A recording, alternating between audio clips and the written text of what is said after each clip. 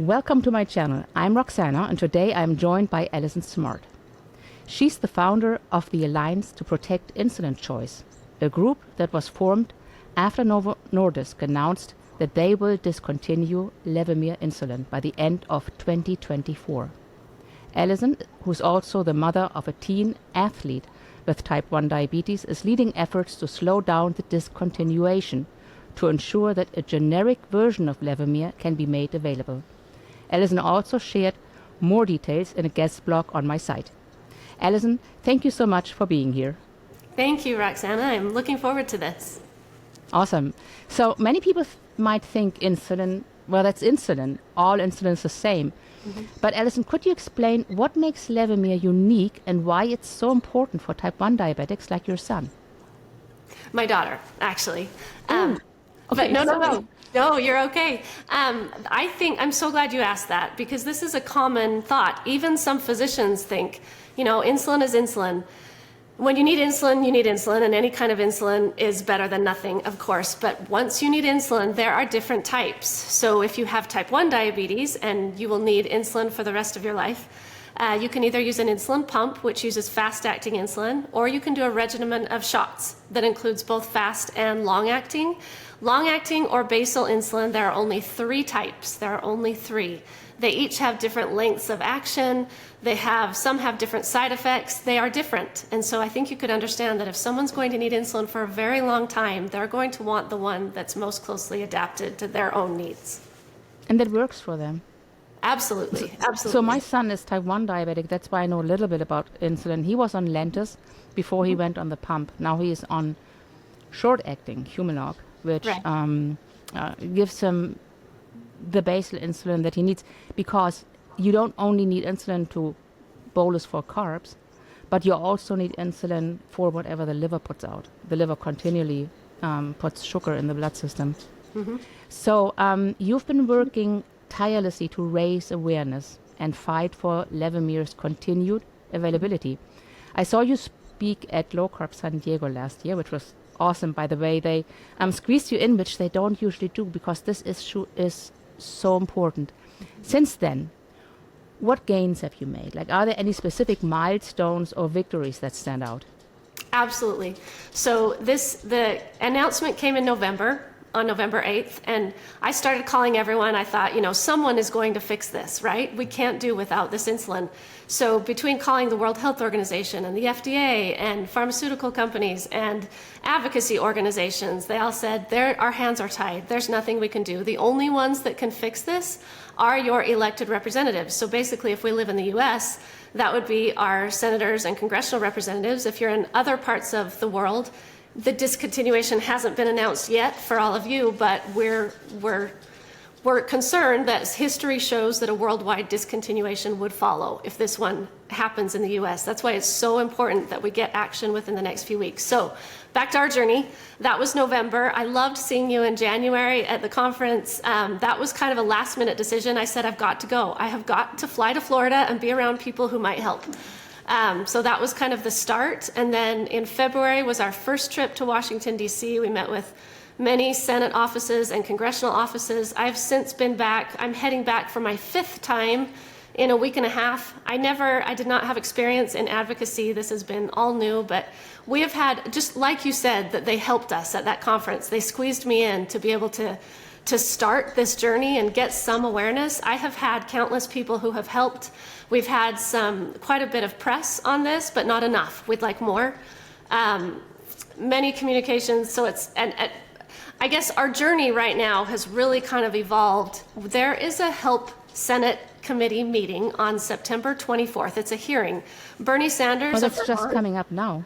Yes. So right now, today it's September 7th. So it's in just a few short weeks. The reason this is so important, they're bringing in the CEO of Novo Nordisk, and the purpose of this hearing is to talk about the high price of GLP-1s, of Ozempic and Wegovy. And so the purpose is not to discuss Levemir insulin, but this is related. It is absolutely related. And so here is a prime opportunity for our representatives to stand up and ask and speak out for us and ask questions or comment. So how these hearings work, the Bernie Sanders will start at the hearing, and then it'll be Senator Cassidy, and then Mr. Jorgensen will speak, and then any of the other senators, there are 21 in total on this committee, can take 5 to 7 minutes and they can ask questions or they can comment. This is a prime time for them to say, hey, what about Levemir insulin? We're hearing that this is the insulin most approved in pregnancy. This is ideal for pregnancy, and I can explain further why that is. We also know that it's the only insulin that can be diluted. This is the only insulin that's relatively short acting, so you can change it. You can titrate. Often people need 2, sometimes even 3 doses in 24 hours. Some people only need 1 dose, but we're using, Levemir lasts about 12 to 14 hours. The 2 alternatives last much longer.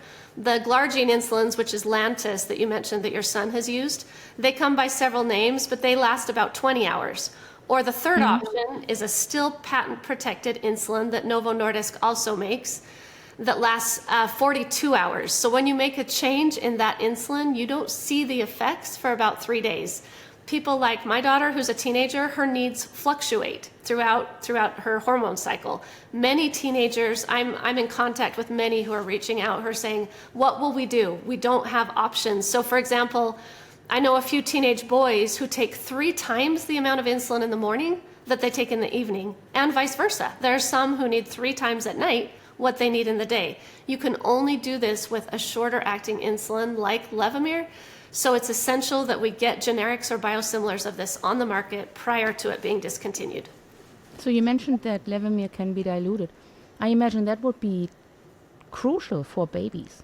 Babies are being diagnosed with type 1 diabetes. It's no fault of their parents. It's just bad luck. But when they have to deal with this, how do you dose a baby? They need like minimal amounts of insulin. So can you imagine trying to get this tiny little half unit amount into a child when there is the option of diluting it? And then you can then you can give a little bit more because it's got a diluent. There's the other 2 just cannot be diluted. I know that when we started my son on insulin, we had the syringes and we had half units. But these half units, to dial them in, it was like... It's like a drop. It is a drop. And if you put a drop and a half into a baby, that can be lethal. If you put a half a drop in, it can be not enough. So that must be very scary. Why is it for athletes important to... I'm just guessing the exercise changes their demands. Yeah, absolutely. If someone exercises a great deal in one day, say somebody goes and runs a marathon, they're not going to need quite as much insulin. And so it's nice, this shorter acting insulin, you can just think, well, in a few hours, if I've got too much insulin on board and I'm needing to feed it with sugar, I can fix it. Or if I've got not enough and I'm needing some fast acting insulin. So a lot of the people that really appreciate Levemir are those that want tighter control, which is most athletes. If you're an athlete with type 1 diabetes, you can't perform well if your blood sugar is not in a fairly narrow range, and this is the insulin that allows that. There are some that are able to do it on the other insulins. My purpose is not to diminish any other type of insulin or any other method of management. So some people say, look, I do fine on Lantus, everybody can do fine on it. That's not what I'm saying. I'm saying there are some of us who know we can do this definitely easiest with Levemir. Is it especially people who decide they want to eat a lower carb diet that would benefit from Levemir? Many, but definitely not all. But many, yeah. Yeah, if you're on a pump, for example, then you wouldn't need it. Yeah. I what pops into my mind is you mentioned the patented insulin that's coming out soon, and a patented insulin is probably going to be more lucrative. Well, Ozempic is super lucrative. So is Levemir, maybe that's the reason why they want to discontinue it? I do. Or did they actually say? Well, and I didn't mean to imply that the other one hasn't come out yet. It's been on the market. So of the 3 long-acting insulins, only Novo Nordisk makes 2 of them. So the other one that they make, which is Tresiba, that has the longer action, it's actually been on our market since 2015, but it's still on patent for several more years. Oh, okay. Like Toujeo, would that also... Toujeo is a glargine, and it's an extra strength. So it's like Lantus, but extra strength. And with the glargine insulins, there might be slight differences. I compare it to when you get Tylenol or acetaminophen or extra strength acetaminophen or Walmart brand acetaminophen. Some people prefer the coated or the caplets, but everybody pretty much understands it's all acetaminophen, right? So Tuheo is an extra strength glargine. Okay, well, I was on that one and I got off, but I'm not type 1 diabetic, so for me that was possible. Mm-hmm. Okay, so if I were a genie and I could grant you a wish, what would you like the outcome of your advocacy be? Like, what goals are you hoping to achieve? Thank you. That is my favorite question I've ever had, because I know exactly what I want. I want Novo Nordisk to say, we are going to actually switch course and continue to produce this for 3 years. We've been speaking to several biosimilar manufacturers, and they can bring this to market only if the original product is still on the market for 3 years. The original estimate was, it takes us 3 to 8 years. But a few companies have said, look, if the original product is on the market in 3 years still, we can bring this. If the market is if Levemir is pulled from the market, we can't, because there's no way to recoup our costs. It's upwards of $10 million to bring a new insulin to the market, a new generic. And the only way they can recoup those costs is if once it's available, there's an existing patient base. And if everyone is forced off of Levemir onto either a pump or one of the other 2 basal insulins, they won't quickly come back. Even though this one is great and ideal and better in many cases for certain people, it's so difficult to make sure your pump or your insulin is covered by insurance, and that to work out the regimen, I'm sure you understand that part. It's not, you can't just quit on a dime. So if a genie said, Alison, what do you want? I would say, look, I want Novo to either decide it on their own, or I want our leaders to say, look, you need to do this. And they do have the capacity to do this. So I'm going to mention something that's going to sound a little crazy. When this was initially brought up, this is called the Defense Production Act. President Biden could say, Novo Nordisk, for the health of our citizens, specifically our pregnant women, and we'll get into that in a minute. And children. And our children, everyone that needs this, I need you to make sure Levemir is available until there are replacements, biosimilars, generics on the market. So the Defense Production Act, this was brought up in July. There was an article in Health Affairs by a researcher and a physician at Yale. And they said President Biden could enact the Defense Production Act and mandate Novo produces this until there's a replacement. This act was used during COVID to increase manufacturing of ventilators. And it was also used in 2022 to increase the manufacturing of baby formula. So it could be used. So if a genie were to grant my wish, Novo, I'd like you to agree to do this, or I'd like our senators, all of them, all 21 of them, at this Health Committee hearing where I will be sitting in the audience, I want you to say, hey, what about Levemir? What about it? And then if that doesn't work, I want President Biden to say, look, Novo, you need to do this. So that's exactly what I want. Thank you for that question. Now, you've been traveling to Washington, D.C. quite a bit. How that's costly. Mm-hmm. Do you get any help? No.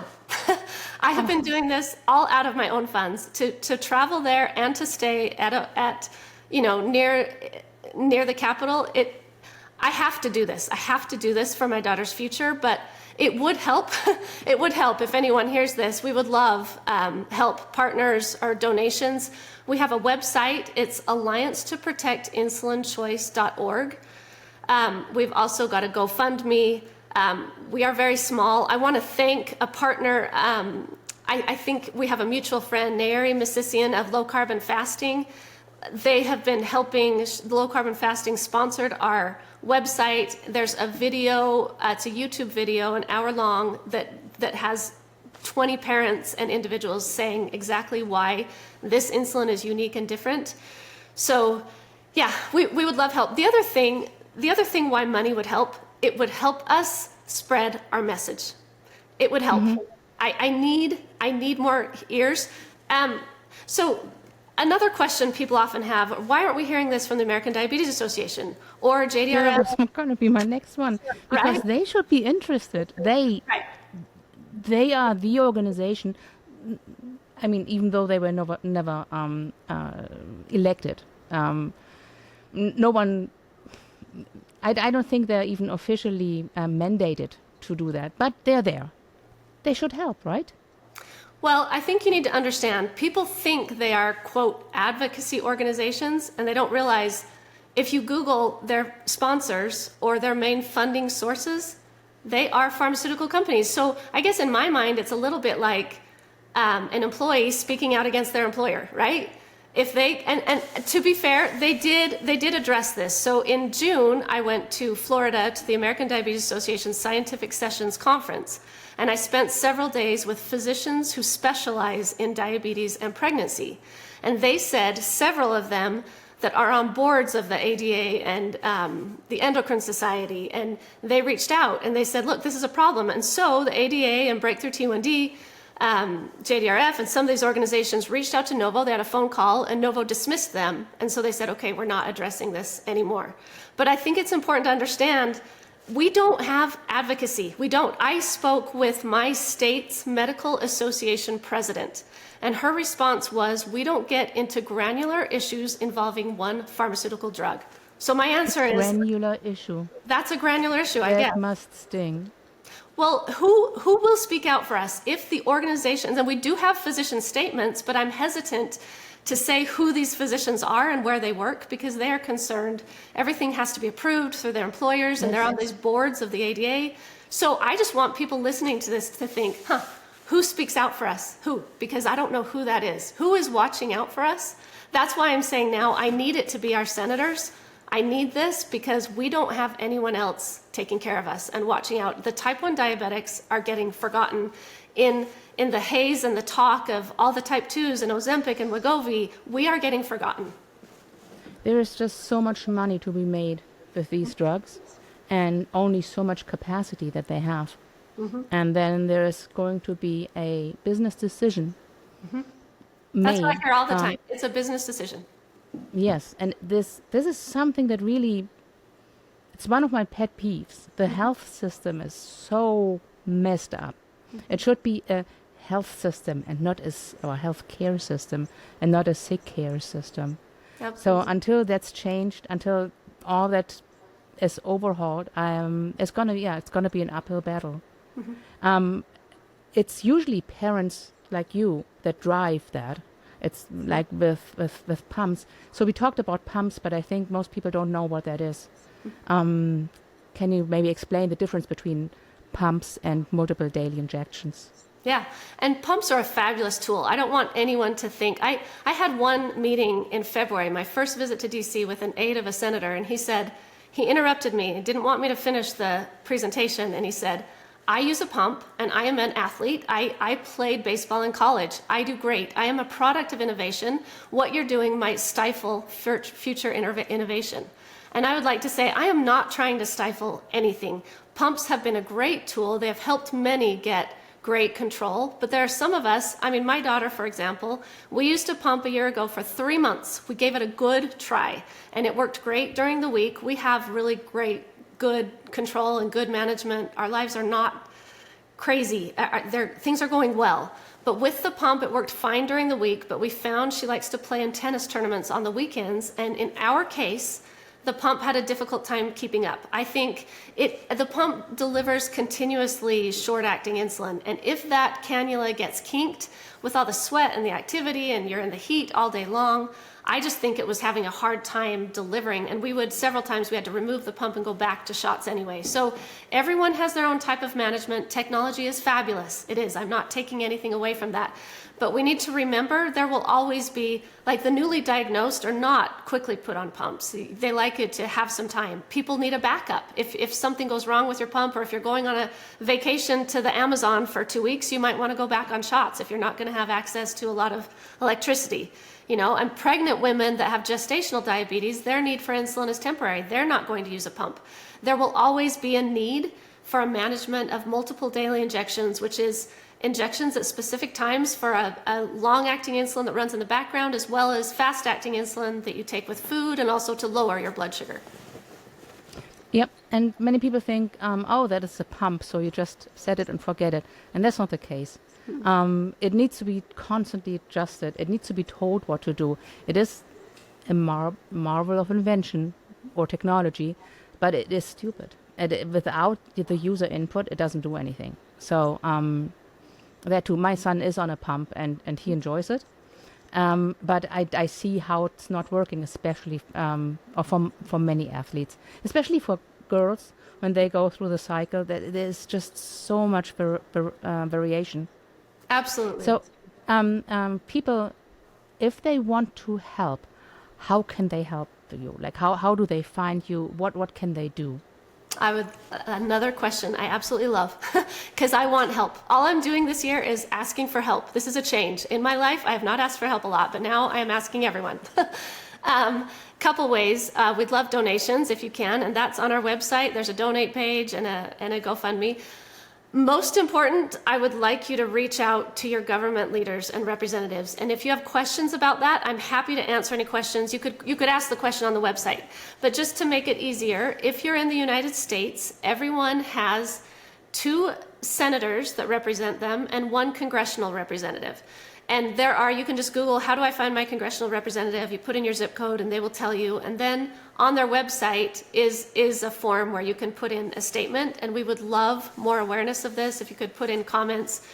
Some people say, well, they're not on the HELP committee. Only 21 of the 100 senators are on this certain committee. It still helps to reach out to all of them. I know how it works a little more now in Washington, D.C. than I did. And they're talking to each other. And if they're hearing, you're on the HELP committee, I'm not, but I'm hearing from my constituents that this is important, they will be more likely to address it. So I hope that's enough. And if that's not enough, please question us on our website. And we're on social media. We're kind of small, but just look on X, it's Insulin Choice. On Facebook, we have a group and a page of Alliance to Protect Insulin Choice, and Instagram, so you could ask us that way too. It shouldn't be too hard to find us, but please help, and please ask if you're not sure how to get a message to your representative. And if you're outside of the United States, please talk to your leaders too. This affects us all. This is bigger. It does. It is. It's bigger than Levemir. I mean, if this happens here, it'll happen at some point in the rest of the world. That's why we need to take action now. And this is going to happen with others. The type of pump that your son uses could be quickly taken away and saying, look, everybody, you need to use this new one. And I think you understand it is not that easy to just switch. No, it's not. In the word representative, it means that these people are elected representatives. They represent the people. So it's their job to listen to you. It's their job to get that to whatever level it needs to be. So don't be shy. Okay. Go find them. And I can put information in the show notes how to find them. Mm-hmm. That'd be great. I would need that from you. Now, type 1 diabetes is not like rampant. There's a lot of kids, a lot of adults that are diagnosed. It can happen to anyone at any time. But as the human nature is, I'm not type 1 diabetic, so this really doesn't affect me. Why is it still important for everyone to take on this course? You never know. I mean, and for example, gestational diabetes. Who knows someone who has had a baby recently who had gestational diabetes? I would say probably all of us. Of all pregnant women in the United States, 10% are diagnosed with gestational diabetes. This is on the rise, and it depends on where you live. It is higher in minority populations and lower on the socioeconomic status. There are more rates. It can be much higher than 10% in some places. Of those diagnosed with gestational diabetes, 30 to 40% need insulin. So think this, and that is more than 100,000 women in the US every year.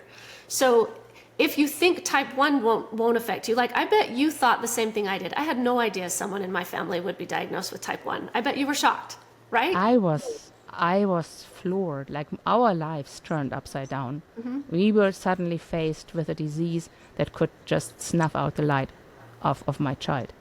That is not an easy diagnosis, and we really should have all the tools at our disposal, and not for some business decision to lose that one insulin that many babies needed. You mentioned the pregnant women that need it. It's a huge number. It's not just a few. Right. It's not. And can I I don't know if I covered why it's so important for pregnancy. So when a woman is pregnant, her insulin needs change drastically throughout the pregnancy. They increase, and then they decrease, and then they increase. And when she has the baby, if she has gestational diabetes, the need for insulin really plummets usually, and she doesn't need insulin after that. If you have type 1 diabetes and you've just had a baby, your insulin needs at delivery drastically drop to about a quarter of what they were before. I mean, the change is just big. And so if you're on an insulin that lasts 20 hours or 42 hours, you're going to have a rough time postpartum. That's going to lead to episodes of hypoglycemia, or if you took the wrong amount, I mean, it's just to have this long-acting insulin. And I know even during the pregnancy, the changes. So here's another example. One Senate office I was talking to in March, the aide said, oh yeah, I just had a baby last year and I only needed insulin for my fasting blood glucose levels at night. I didn't need insulin during the day. So my physician knew, take a shot of Levemir in the evening, it'll be active throughout the night, and it will go away during the day when she didn't need it. It's so important to have a healthy baby to have good blood glucose control, and you can do that so much easier with this shorter acting insulin. And yeah. What happens with babies if you don't have proper glucose control is these babies get very big. They have like 10, 11, 12-pound babies, and that's not an achievement. That's what I grew a big baby. No, it's dangerous for the baby. It's dangerous for the mom, especially if then that baby is prematurely delivered. Heavy babies have a hard time adjusting and breathing, so they can might have to be then in intensive care. You don't want that, and it's so easily avoided if you just have an insulin like Levemir that can be adjusted to the needs of the mom and thereby to the needs of the baby. Mm-hmm. And studies have shown that. So the American Diabetes Association states in their 2024 standards of care that insulins in pregnancy, they want you to use insulins that are shown in randomized controlled trials are preferred to those in cohort studies, which are preferred to those in case studies. So there are some case studies of other insulins in pregnancy, but the only one well proven in randomized controlled trials is Levemir. There was an intermediate insulin called NPH that used to be used more and is still used sometimes, and that one was approved in pregnancy, but people understand that one has high rates. It has a real peak, and it has high rates of and resulting hypoglycemia. I have a niece who was diagnosed with gestational diabetes just 2 months ago, and she was given NPH, which I'm assuming because they didn't have Levemir available, and I just think it's a shame. We need the tools that work. Yes, we need the tools that work. We need the tools that work best. We cannot just settle for the worst tool just because the other tool isn't available. It makes me incredibly sad. My son now, he wants to be on a pump. He wants to be on Humalog. So for him, it's not an issue. But still, I think this is a fight worth fighting because he might change his mind. Absolutely. He might at some point have a kid or a wife that will struggle with the same, and they want that Levemir or the identical one available. It just leaves a bad taste thinking they are doing this because of the profits. Well, and I want to add one more thing, and it's the time of action is the most important part, but there are people who literally don't tolerate the glargine insulins for a number of reasons. And same thing with Tresiba, the third kind. I think people understand. I like to use the example of pain medication. So acetaminophen and aspirin were discovered around 1900. Ibuprofen didn't come till 1950. Nobody said, we don't need acetaminophen anymore. Everybody now can use ibuprofen. We all understand that there are people that are sensitive to ibuprofen and still need acetaminophen. We're not a world, we are not iPhones that you just need the next model, right? We need what works. Plus, nobody's working on similar short-acting insulins.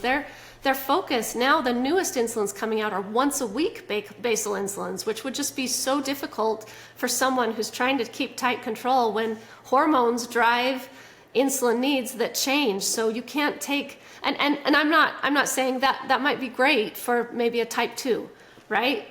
But we need, and if this goes away now, it's really not going to come back. It takes so long and so much money for a new insulin to come to market that this needs to happen now. And this is also not just about wanting tight control. It's not just about being like, oh, I want tight control, like it's something fashionable. Right. Tight control is what brings down late complications. There are diabetic complications when the glucose levels are variable or usually high. So the tighter the control, the better the outcome long term. And that's also something we want for our children. We want for ourselves. We don't want to, I don't really want to scare anyone, but we know what the complications are. Cardiovascular, Absolutely. kidney, liver, the neuropathy, kidney disease. Difficult word for me to Yep. say. Eye health, circulation in the limbs, and then what happens? So it's not just about wanting this insulin because I want it. It's because people want to keep healthy. Absolutely, and you feel better. It's short and long-term benefits. You feel better. I mean, an athlete knows they perform the best when they're in a good range of blood glucose control. And everyone with type 1 diabetes, whether you're keeping really tight control or just sort of, everyone is aware there's a certain range they want to stay in. And if a tool helps keep you in that range, everything about diabetes is you don't want to be too high and you don't want to be too low. If there's something that makes that happen, why can we can't let that leave. I kind of like to say everyone deserves healthy glucose control. Everyone deserves healthy blood glucose levels. Absolutely. One of my pet peeves is that the ADA considers an A1C of 7% A-OK. Like, this is still good control. And it's not. An A1C of 7% is like an average glucose level of 160 or 180. It's like way high. And that's for sure, almost, to guarantee to get late term complications. So, yes, I'm fully on board with your fight. I hope many people see this. I hope many people will support you and the cause, not only by talking to their representatives, but also by donating money, because this is really needed. And there's no incentive for industry to support this, because their incentive is on the profit. So before we close this out, would you like to give like one big, long summary, and I will not interrupt you? Oh, I would love it. So as I lead into the summary, there are companies that want to make this. There are companies that, there is a huge market here, and this is a market that won't leave. People need insulin, and their need will not go away, and there are going to be more who need it. So if we have a situation where there are companies that want to make this, we need help saying, look, let's make it so that other companies can make this, so we are not reliant on one company that decides they don't want to make it anymore.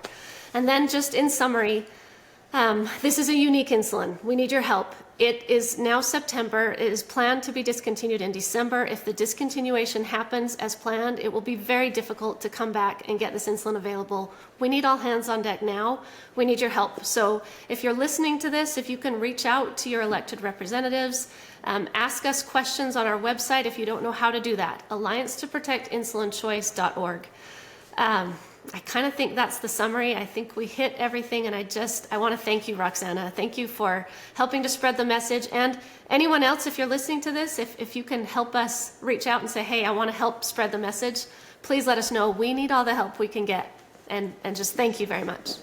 And again, with the September 24th event, that is where Novo Nordisk will be at the Senate committee and talking about Ozempic. And that is the chance to mention Levemir. So anyone who watches this, I know that there are people who have a little extra money, and like, I'm imploring them, please help. I'll put the links in the show notes. And we were going to talk about diabetes and other things, but I think we should leave it just at that. And I will maybe add some testimonies at the end. Perfect. For people to watch, to drive this message. Thank you. Thank you so much for being on my channel. Oh, thank you, And Roxana. Appreciate it. This was great. Loved it. I'll hope to see you soon. Thank you. Me too. Bye-bye. Bye.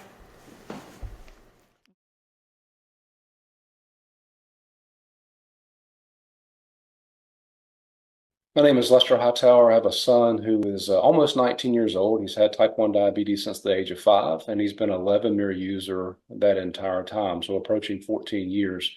My son is highly athletic. He started his type 1 diabetes journey, as I mentioned a second ago, at the age of 5 and 39 pounds. He's now almost 6 foot 5 inches tall and 200 pounds. He plays a ton of basketball, and Levemir is a very important tool for him today as a college student, in the sense that it allows him to steer his basal insulin rapidly up and down, sort of matched up against his level of athleticism. So if he plays a lot of basketball in a week, his basal insulin comes way down. If he takes a few days off, his basal insulin needs go up. And Levemir, with its relatively short time of action, really allows him to steer that basal insulin up against his needs.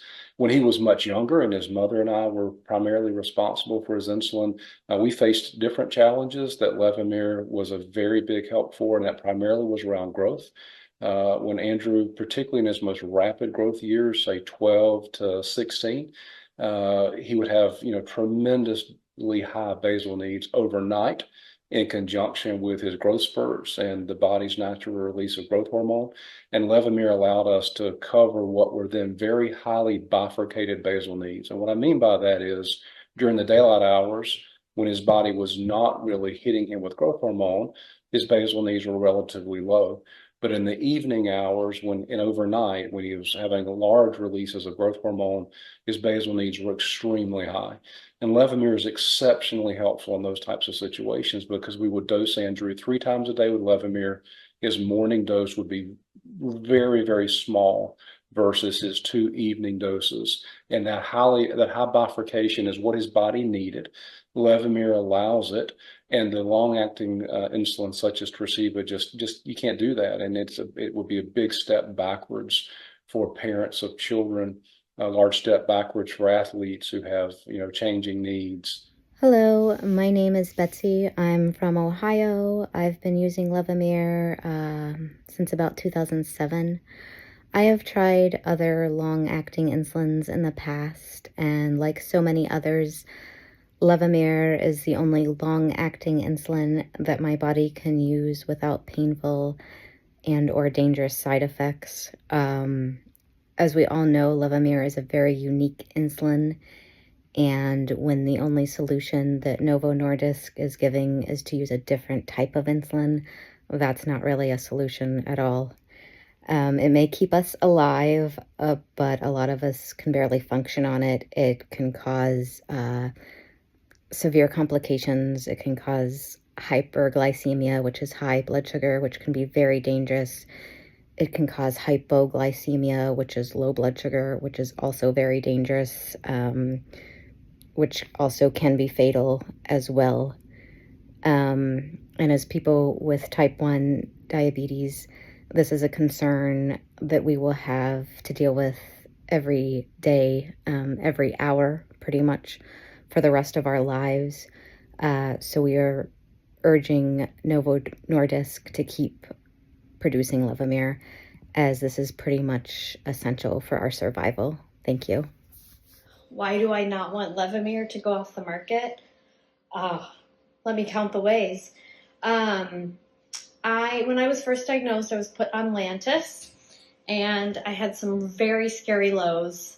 And if you Google Lantus lows, you will know that this actually is a real thing. And Lantus injected into the wrong area can cause some detrimental lows. And it almost killed me twice.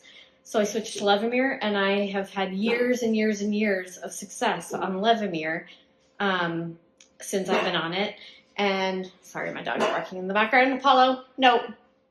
I just can't imagine having to try and switch again with that fear.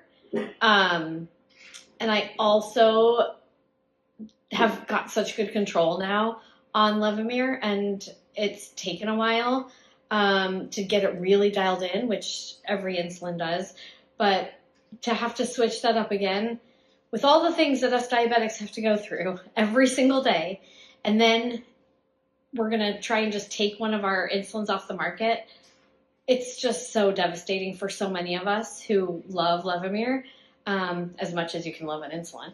But I just really, really feel so strongly that we need this insulin. We really, really need it to stay on the market.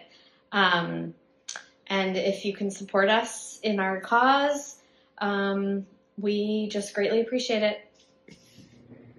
Type 1 diabetics are completely reliant on the pharma system. Right now, insulin manufacturer Novo Nordisk wants to discontinue the basal insulin Levemir. The basal insulin Levemir is so valuable to children and teens. Children and teens grow at a rapid rate. They're very active. They need an insulin that can adjust with those changes. It's safer for them, and it's necessary for them. Type 1 diabetics are completely reliant on pharma, and when they start taking away their insulin choices, it's scary. We need pharma to start thinking more about their patients and less maybe about their profits. They have a right to make profit, but when you've got a vulnerable population such as type 1 diabetics who rely on their product for life, we need them to step up and do the right thing for them. We need Novo Nordisk to keep Levemir insulin in production until another company can create a biosimilar. Please spread the word on this. It may not be your insulin of choice now, but it very well could be your insulin of choice in the future. We can't have insulin choices dwindling for a population that relies on insulin for life. Please spread, please share. Thank you for listening. Levemir is essential to my 10-year-old son, John, who was diagnosed with type 1 diabetes in August of 2022. John's last A1C was 4.8, and Levemir is an important tool he uses to keep his blood sugars in a normal and healthy range. My son is very athletic and very active, and his basal requirements change quite frequently, which is what makes Levemir the insulin that works best for him. Tresiba simply lasts too long to make changes as often as we do, and Lantus, which is what he used when he was first diagnosed, caused very scary hypoglycemic episodes, and every injection caused a burning, stinging sensation. Even minutes after his injections with Lantus, he could still feel stinging. Being a child with type 1 is hard enough, but coming to dread getting your basal shot because it physically hurts isn't something I want my son to have to deal with. Due to Levemir being such a flexible insulin, we have been able to have great control of my son's diabetes, and he enjoys normal glucose levels. My son deserves these normal glucose levels. He deserves a childhood that isn't interrupted by Lantus lows. He deserves to not be hurt by a simple injection that he needs to take 2 times a day for the rest of his life. My son, as well as thousands of other diabetics, deserve to have access to the insulin that works best for their needs. Hi, my name's Casey, and I'm a type 1 diabetic. I've been diabetic for 38 years. My current A1C is 6.1, which has gone up a little bit. It was 5.9. I've been on Levemir insulin for the last 4 years, and I've been trying several other types of insulin over the last several months to find something that can replace Levemir. I've tried Toujeo, I've tried Tresiba, and I've tried Lantus. Lantus burns my skin. Tresiba made me gain several pounds, and Toujeo, my blood sugars were just crashing. I could not keep my blood sugar up. I've also been on the insulin pump. I was on the insulin pump for 7 years. I did great with that. However, my skin got irritated about the 7th year, and I could no longer keep the pump on me. So I went back to shots. I've had the best luck. Levemir has been like a godsend to me. And blood sugar-wise, A1C, health, my weight, everything. If there's anything that I can do to keep this insulin in stock and in production, I would love to help you guys. Thank you. Hi, my name is John Roth. I just wanted to make a video in support of the initiative to continue the availability of Levemir, or a bioidentical generic medication for all those with type 1 diabetes or insulin-treated diabetes that's choosing to use this medication. As for myself, I was diagnosed at 36 years old and had to learn all of this treatment regime later in life. However, Levemir has been the preferred insulin by myself and many others for its flexibility. I use a twice-a-day dosing strategy, and those doses tend to change depending on the activity level and even sleep and stress and many other things that are known to affect diabetic management and blood glucose levels. With Levemir, it definitely allows very tight control, which is a very key component of my strategy as an endurance athlete, someone who goes out and is in remote locations for long periods of time. And then also after I get done with those activities, being able to adjust my dosing for the basal insulin to allow stability and prevent low blood glucose values, particularly at night. It's also a very key component in my career. I'm a commercial airline pilot and was able to return to this career after an advent of a new protocol by the Federal Aviation Administration that allows for insulin-treated diabetics that only came about in the last 2.5 years. And as part of that protocol, it requires very, very tight management of our type 1 diabetes to show safety and consistency in our strategies to ensure the safety of the flying public and to make sure that we're able to do our job safely. And again, Levemir is a very key component of this strategy for myself and many others. So to whom it may concern, please continue allowing this medication to be available to those who choose it. And we hope that this will be a positive and fruitful initiative for everyone involved. Thank you. Hi, I am a type 1 diabetic, and I use Levemir as my basal insulin. Levemir has given me the ability to maintain tight control of my blood glucose levels, while other basal insulins have not. I can adjust my dosage of Levemir as needed, and there are no negative consequences. Things that impact the dosage that I need range from the temperature outside, the amount of activity that I do or plan to do during the day, illness, and even stress. The ability to be able to modify this dosing with no impact gives me the capacity to do everything I want or need. I have used other basal insulins, including Lantus, which gave me poor control. The only other basal available is Tresiba, which has an extended action period and makes adjusting dosing difficult, which can lead to extended periods of high blood glucose or low blood glucose, which can be life-threatening. Novo Nordisk Company was founded to make insulin available to diabetics in Denmark to ensure that they could live. This decision to discontinue Levemir by Novo Nordisk, I am sure, would leave their founders astonished. Please help Alliance to Protect Insulin Choice in their effort to urge Novo Nordisk to keep Levemir available in the United States for the next 3 years so a biosimilar can be made. This life-sustaining drug is desperately needed by so many type 1 diabetics. Thank you. Hi, my name's Haley, and I wanted to share with you today why Levemir is important to my family. My son is just shy of his 12th birthday. He's currently experiencing a growth spurt, and Levemir basal insulin allows me the flexibility to make adjustments daily, whereas other longer-acting insulins would not be that flexible. I also feel safe using Levemir with my son because it does not burn when it's injected.